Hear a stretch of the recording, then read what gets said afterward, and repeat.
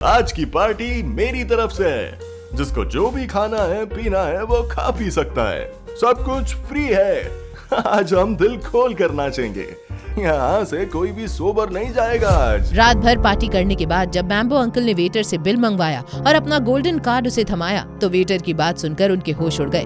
उनका सारा नशा एक झटके में मानो उतर गया हो। सर, आपका कार्ड डिक्लाइन बता रहा है। क्या बकवास कर रहे हो? बिल कितने का बना है? सर 20 करोड़। 20 करोड़ का बिल सुनकर मैम्बो अंकल के पैरों तले से जमीन खिसक गई। वो पार्टी में बिना तमाशा किए इस सोच में डूबे हुए थे कि वो आखिर इतने बड़े बिल की पेमेंट करें कैसे। कॉन्ट्रैक्ट मिलने की खुशी में जो पार्टी रखी थी वो अब मैम्बो अंकल के गले की हड्डी बन गई थी। जैसे ही 20 करोड़ रुपए के बिल की बात सुनी, मैम्बो अंकल की आवाज पुराने रेडियो की तरह खड़खड़ाने लगी थी। तेरा दिमाग ठिकाने पर है? 20 करोड़ रुपए? हमने ये होटल नहीं खरीदना, बस आज की पार्टी का बिल चुकाना है। जा दौड़ के मैनेजर को बुला के ला। जो शख्स कुछ देर पहले तक अपनी दौलत के नशे में चूर था और उसका ढिंढोरा पीट रहा था, उसकी ये हालत देखकर पूरी पार्टी का मिजाज बदल गया था। हर कोई मैम्बो अंकल और जावेरीज को इस नजर से देख रहा था जैसे पार्टी का बिल उन्हें चुकाने के लिए बोला गया हो। मैनेजर ने पूरे बिल का हिसाब एक सांस में दे दिया। सर, आपने ही कहा था कि सबसे महंगी वाइन ही सर्व करना। हमारी सबसे महंगी वाइन 15 लाख रुपए की है और आपने तो पूरा होटल बुक किया था। वैसे तो आपका बिल 22 करोड़ रुपए का था, लेकिन हमने 2 करोड़ का डिस्काउंट दिया है आपको। डिस्काउंट? 20 करोड़ का बिल बना के तू डिस्काउंट नहीं लूट रहा है हमें।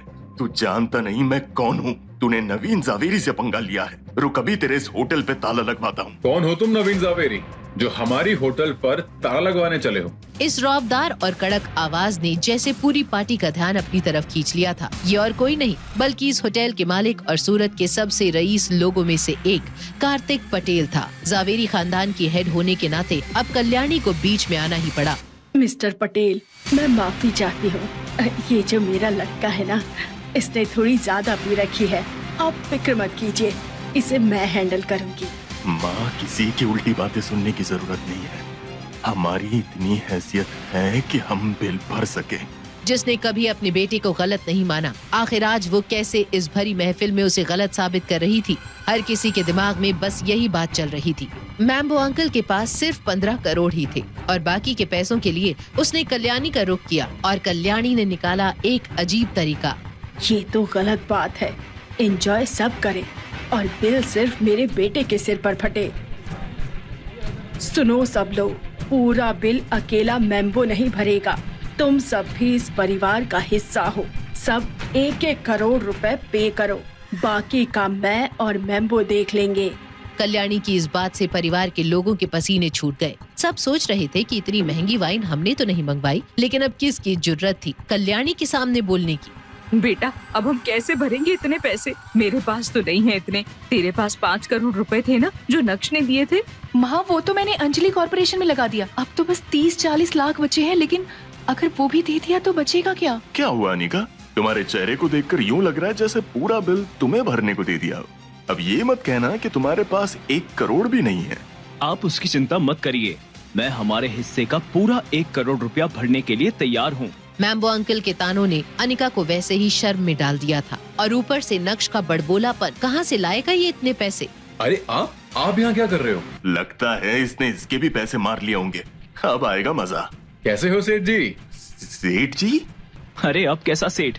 मुझे लगता है तुम्हें शायद कोई गलतफहमी हुई है। नक्श को सूरत के इतने बड़े बिजनेसमैन से यूं बातें करता देख वहाँ अच्छों की जान जल रही थी। जावेरी खानदान को तो जैसे बहुत बड़ा झटका लगा था, लेकिन उनसे भी बड़ा झटका अनिका को लगा था। नक्श ने सभी के चेहरे पढ़ लिए थे। उसने कार्तिक को आंख से इशारा किया और वो समझ गया। ओह सॉरी, शायद मुझसे भी गलती हो गई। सुनो, ये जो तुमने इतनी बड़ी डींगे हाकी है ना, अब कहाँ से लाओगे 1 करोड़ रुपए? तुम उसकी चिंता मत करो और अपनी माँ को लेकर यहाँ से निकलो।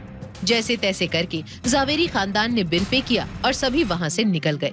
लेकिन नक्श को कार्तिक ने अकेले में रोका और नक्श को उस खास इंसान से मिलवाने उसके आलीशान डिपार्टमेंटल स्टोर पर ले गया, जहाँ हर एक प्रोडक्ट की कीमत इतनी थी कि आम आदमी तो वहाँ घुसने की भी ना सोचे। नक्श, आज मैं जो कुछ भी हूँ सिर्फ तुम्हारी वजह से हूँ। तुमने अगर मुझे उस वक्त पैसे नहीं दिए होते तो पता नहीं, मैं शायद आज भी कहीं नशा करके पड़ा रहता। मैं तुम्हें पिछले कई सालों से ढूंढ रहा था। लेकिन तुम यहाँ सूरत कैसे? तुमने ही तो कहा था मुंबई मेरे लिए सेफ नहीं है, इसलिए मैं सूरत आ गया। यहाँ आने के बाद तुम्हारे दिए पैसों से ही ये होटल प्राइम स्टार खड़ा किया। देखा, मैंने तुम्हारा भरोसा नहीं तोड़ा। सच कहा तुमने। तुम्हारी ये सक्सेस देखकर मैं बहुत खुश हूँ। वैसे ये तुम मुझे कहाँ लाए हो? तुम्हें हिमानी याद है? नक्श ने अपने मुंबई के दिनों में काफी नाम और पैसा बनाया था। वो जितना तेज दिमाग से था उतना ही बड़ा उसका दिल था। कार्तिक की तरह ही उसने एक लड़की की मदद सिर्फ उसकी ईमानदारी के लिए करी थी। आज जिस डिपार्टमेंटल स्टोर में नक्श खड़ा था ये उसी हिमानी का था। हिमानी को कैसे भूल सकता हूँ कार्तिक? उस बैग में पूरे 3 करोड़ रुपए थे जिसे मैं उसकी छोटी सी दुकान में भूल गया था। लेकिन उसकी ईमानदारी की दाद देना होगी। उसने पैदल चलकर मेरे पैसे मुझे लौटाए। और देख, आज तेरे दिए हुए उन पैसों से उसने कितना बड़ा स्टोर बना लिया है। तू रुक, मैं अभी उसे लेकर आता हूँ। तेरे लिए एक सरप्राइज भी है। नक्श हिमानी के इतने बड़े स्टोर को देखकर हैरान रह गया था। वो स्टोर को आंखें फाड़ कर देख रहा था कि तभी अनिका की एक फ्रेंड प्राची ने नक्श को इस हालत में देख लिया। नक्श, तुम यहाँ क्या कर रहे हो? पता है ना, यहाँ तुम्हारी औकात के हिसाब से कुछ भी नहीं मिलता। लगता है रास्ता भटक गए हो। मैं रास्ता भटका हूँ या नहीं, इससे आपको क्या लेना देना? वैसे ये प्राइसेस आपकी औकात से भी ज्यादा ही लग रहे हैं। तुम्हारी ये हिम्मत, अभी तुम्हें मजा चखाती हूँ। आलोक, क्या हुआ बेबी? कौन है ये आदमी? देखो ना बेबी, ये नक्श अनिका का हस्बैंड मुझे बोल रहा है कि मेरी औकात नहीं है यहाँ से कुछ खरीदने की। खुद तो कुछ काम करता नहीं है, बस मुफ्त की रोटियां तोड़ता है। अच्छा, तू है कौन बे? और तेरी इतनी हिम्मत कि मेरी वाइफ की इंसल्ट कर रहा है? चल निकल बाहर यहाँ से। अरे एक मिनट, तुम हो कौन मुझे यहाँ से बाहर निकालने वाले? ये इस स्टोर के डेप्यूटी जनरल मैनेजर हैं। आज ही इनका प्रमोशन हुआ है। तू सीधे सीधे यहाँ से निकलता है या सिक्योरिटी बुला के धक्के मार कर बाहर निकलवाऊँ? देखो, तुम मुझे ठीक से जानते नहीं हो और ये स्टोर। सिक्योरिटी! आलोक की ऊंची आवाज सुनकर हर कोई अब उस तमाशे को देखने लगा। लेकिन सिक्योरिटी के आने से पहले वहाँ कार्तिक और हिमानी आ गए। क्या चल रहा है यहाँ पर? और ये तुमने इनका हाथ क्यों पकड़ा हुआ है? सर, मैडम आप यहाँ? पहले तुमसे जो पूछा है उसका जवाब दो। मैडम कुछ नहीं, ये आदमी यहाँ पर कस्टमर से बदतमीजी कर रहा था तो इसलिए। तो इसीलिए अब तुम हाथापाई करोगे? सर आप कैसी बात कर रहे हैं? मैं ऐसे थोड़ी मारने वाला था, बस डरा रहा था। मुझे भी मालूम है किसी पे हाथ उठाने से हमारे स्टोर का नाम ही खराब होगा। हिमानी, इतनी इम्पोर्टेंट पोजीशन पर ऐसा इंसान सही है तुम्हारे कंपनी के लिए। अब तुम ही इसे हैंडल करो। हैंडल क्या करना है? यू आर फायर्ड आलोक। कल से दिख मत जाना यहाँ। लेकिन मैम मैंने। लेकिन कुछ नहीं। सॉरी सर, आज आपको ये सब देखना पड़ा। ये सब छोड़िए, 2 लोग हैं जिनको मैं आपसे मिलवाना चाहती हूँ। वो भी बहुत एक्साइटेड हैं आपसे मिलने के लिए। हाँ तो चलो, फिर देर किस बात की? मैम प्लीज मुझे इस नौकरी से मत निकालिए।